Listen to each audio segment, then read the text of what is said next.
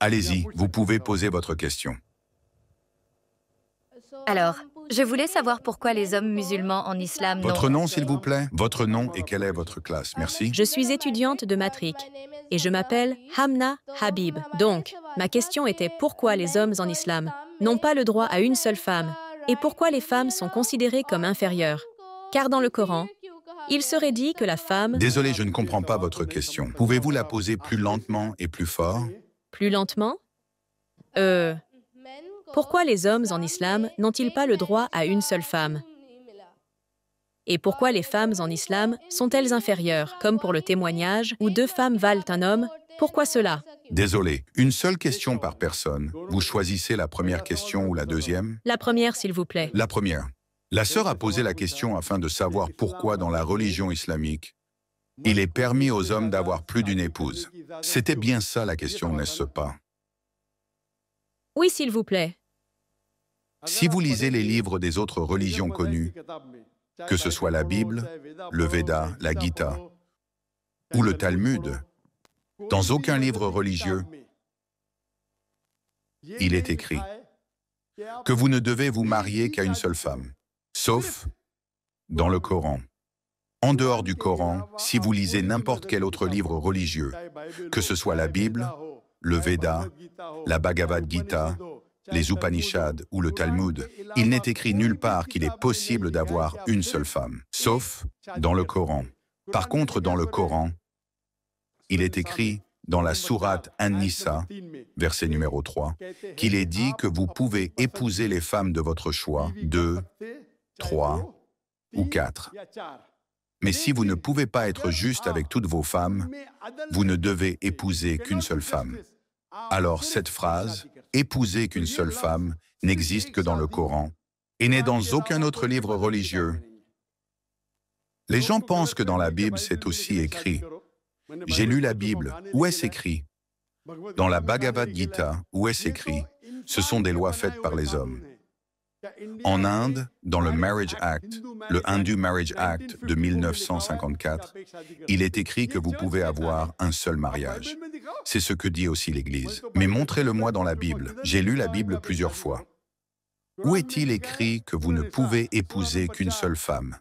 Dans le Coran, il est écrit dans la sourate An-Nisa, verset numéro 3, que vous pouvez épouser des femmes de votre choix, 2, 3 ou 4. Mais si vous ne pouvez pas être juste, alors seulement une. Si vous lisez le Ramayana, le père de Rama avait plus d'une femme. Si vous lisez le Mahabharata, combien de femmes Krishna avait-il?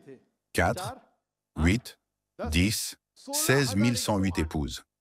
Krishna, dans le Mahabharata, avait 16 108 épouses. Si vous lisez la Bible, Abraham avait 3 épouses. Salomon avait 700 épouses.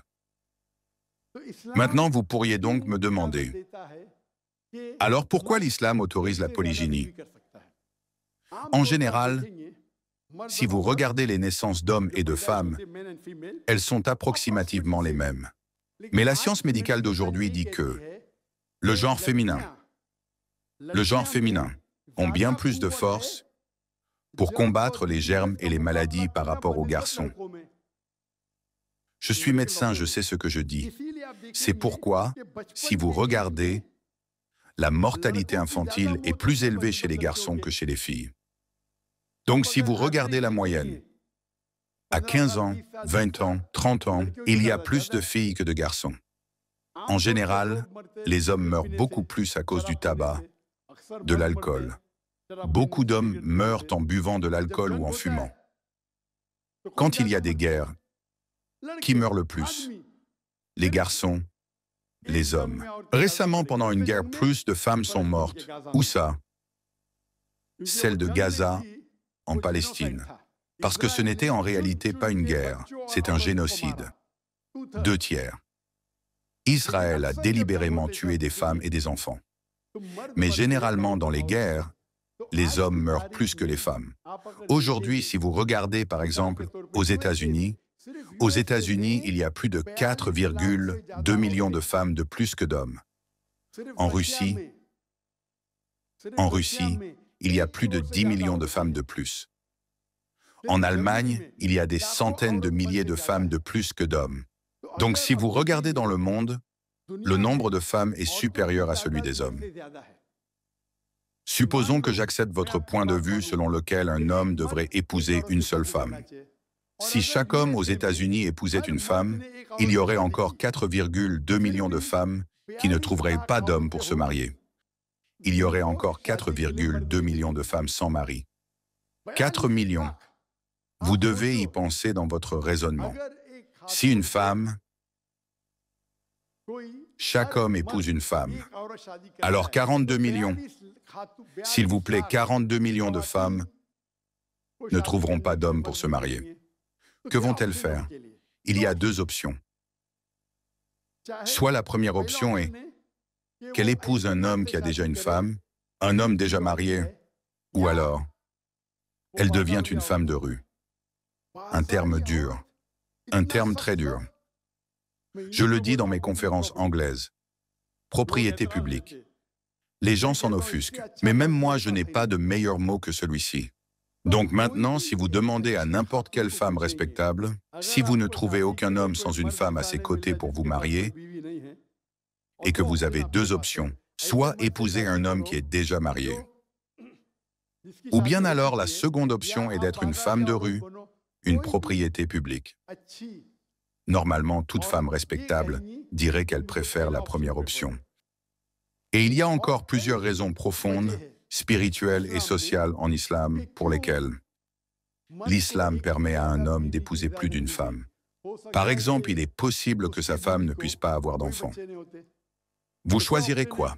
Divorcer sa première femme et épouser une nouvelle femme, ou garder sa première femme avec vous car ce n'est pas sa faute, et épouser une deuxième femme et avoir des enfants. Un autre exemple.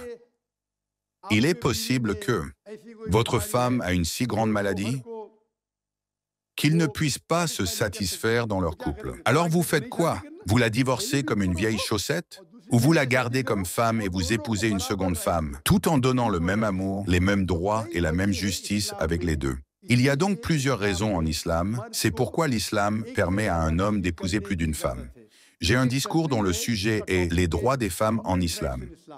Si vous le regardez, vous y trouverez également la réponse à cette question en détail, ainsi qu'à l'autre question qui a été posée. N'hésitez pas à prendre l'abonnement pour soutenir la chaîne YouTube. Cela vous permettra d'avoir une traduction gratuite d'une vidéo de Zakir Naik de votre choix, ainsi que des vidéos traduites réservées uniquement aux membres, comme celle expliquant pourquoi les pays musulmans sont en retard comparés aux pays occidentaux, vidéos très intéressantes, et les vidéos publiques en avance. Merci pour votre soutien.